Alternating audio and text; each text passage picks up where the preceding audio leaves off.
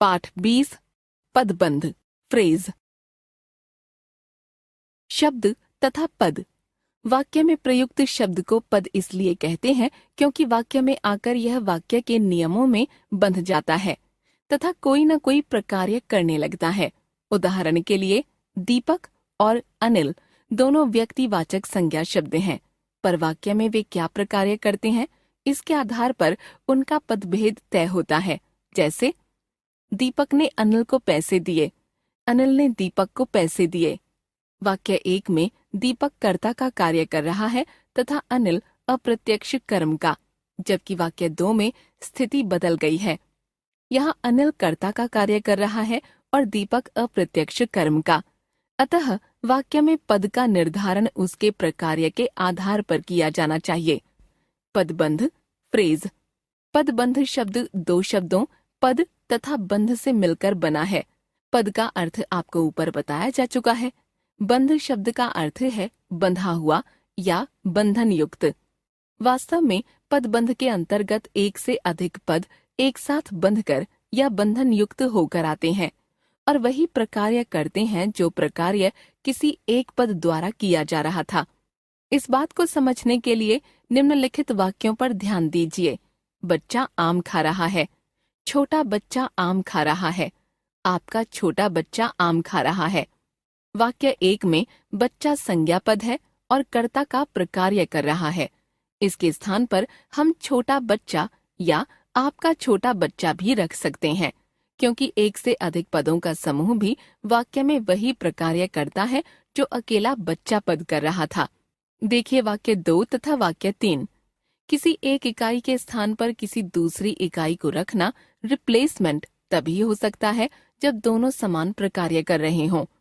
इस तरह आपने देखा कि कोई भी शब्द वाक्य में आकर इसलिए पद कहलाता है क्योंकि वह कोई न कोई प्रकार्य करता है। अब यदि वही प्रकार्य एक से अधिक पदों के समूह या बंध द्वारा किया जाता है तो उसे पदबंध कहते हैं। परिभाषा। पदों के उस बंध या समूह को पदबंध कहते हैं जो वाक्य में वही कार्य करता है जो कार्य किसी एक पद के द्वारा किया जा रहा था।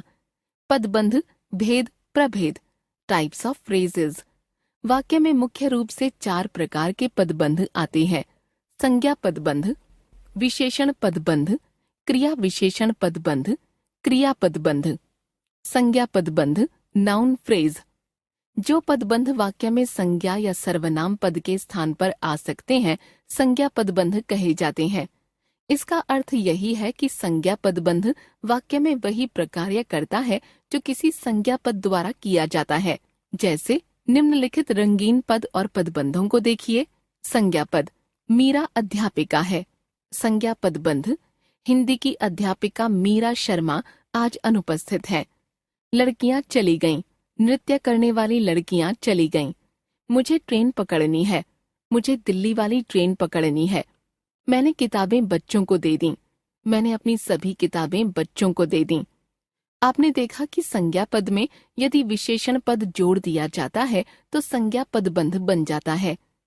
ध्यान रखिए, संज्ञा तथा सर्वनाम एक ही कार्य करते हैं, अतः सर्वनाम पदबंध को भी संज्ञा पदबंध के अंतर्गत ही रखा जाता है। अलग से सर्वनाम पदबंध के भेद की आवश्यकता नहीं है। विशेषण पदबंध एडजेक्टिव फ्रेज। वाक्य में संज्ञा या सर्वनाम पदों की विशेषता जब अकेला एक विशेषण बताता है तब वह विशेषण पद कहलाता है, लेकिन जब यही कार्य विशेषणों के समूह या बंध द्वारा किया जाता है तो उस पदबंध को विशेषण पदबंध कहते हैं। जैसे निम्नलिखित रंगीन पद और पदबंध। विशेषण पद, विशेषण पदबंध। मेरा बेटा कल वापस आ रहा है, मेरा छोटा बेटा कल वापस आ रहा है। मल्लिका एक डॉक्टर है, मल्लिका एक मशहूर डॉक्टर है। मैंने एक कार खरीदी, मैंने एक नई कार खरीदी। अतः विशेषण पदबंध भी वाक्य में वही कार्य करते हैं जो कार्य अकेला विशेषण पद करता है। क्रिया विशेषण पदबंध एडवर्ब फ्रेज। वह पदबंध जो क्रिया विशेषण पद के स्थान पर प्रयुक्त होकर वही कार्य करता है जो अकेला एक क्रिया विशेषण पद कर रहा था, तब उस पदबंध को क्रिया विशेषण पदबंध कहते हैं। जैसे निम्नलिखित रंगीन पद और पदबंध। क्रिया विशेषण पद, क्रिया विशेषण पदबंध। वह धीरे चल रही है, वह बहुत धीरे चल रही है। मैं कल पहुंचूंगा, मैं कल 4 बजे पहुंचूंगा। कल दावत में उसने बहुत खाया, कल दावत में उसने बहुत ज्यादा खाया। क्रिया पदबंध वर्ब फ्रेज। कोई भी क्रिया शब्द जब वाक्य में प्रयुक्त होता है तब उसमें सहायक क्रिया के प्रत्यय जुड़ते हैं। इस तरह मुख्य क्रिया तथा सहायक क्रिया से युक्त पूरी रचना अपने में पदबंध ही होती है तथा उसको क्रिया पदबंध कहते हैं। देखिए क्रिया पदबंध के कुछ उदाहरण। बच्चे मैदान में दौड़ रहे हैं। मैं रोज रात को मंदिर जाया करता था। माताजी से खाना नहीं बनाया जाता, वे मुझको अक्सर फोन पर लिया करती है। वह नौकर से कपड़े धुलवा रही है, आप वहां जाकर बैठिए। हमने सीखा वाक्य में प्रयुक्त शब्द इसलिए पद कहलाते हैं क्योंकि वे वाक्य में जाकर कोई न कोई प्रकार्य करते हैं।